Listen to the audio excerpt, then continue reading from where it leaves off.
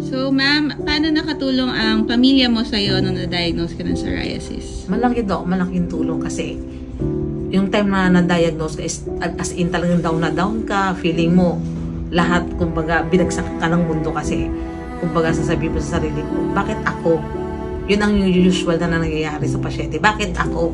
Wala namang ginawang masama. Pero bakit ako? Pero yung as in nandyan yung family ko, lalo ni husband ko, never niya akong iniwan. Yun ang sabi niya sa akin, sakit lang yan. Kaya natin yan, sabi niya. Sakit lang yan. Yung iba nga, cancer pa.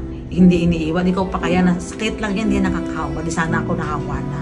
Kaya huwag kang mag-alala. Kahit katabi kita oras-oras, hindi ako mahahawa. Sabi niya. Kasi yung love, tsaka yung caring nila, doon lumalakas ito ang loob yung mga anak ko. Sabi nila, ma, okay lang yan. Sabi nila sa akin, kahit ganyan ka pa, sabi nila na, bakit ganyan ang mama mo nakakatirig? Wala kayo pakialam kasi mama ko yan. Hindi nakakahawa sakit ng mama ko. Kahit yakapin namin, hindi nakakahawa. Kaya sa mga salita nila, Dok, lalakas ang loob ko. Sabi ko nga, sila kumbaga ang nag-guide sa akin, sila ang nagbibigay ng strength para lumaban ako. Sabi ko, sakit lang to, kaya-kaya itong labanan. So, ma'am, ano naman sa'yo, para sa'yo, ano ang tingin mo, ano ang pamilya?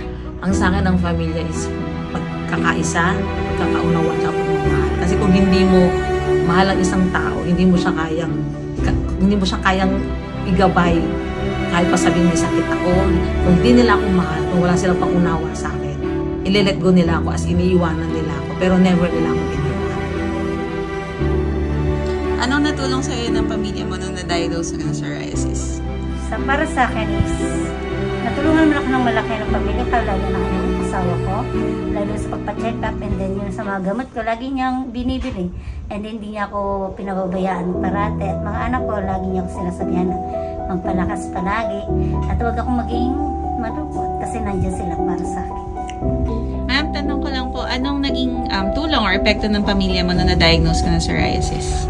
Sobrang laking tulong po ng family ko simula nung na-diagnose ako ng psoriasis po kasi 18 years old pa lang po ako noon, tapos hindi ko din po alam kung ano yung sakit ko. Tapos pinaliwanag din po nila sa akin, tapos tinulungan po nila ako para hindi masyadong ma-stress kasi sa stress po nag-flare yung psoriasis. Tapos yun po, more on mental health po yung tulong nila sa akin para di po ako ma-stress.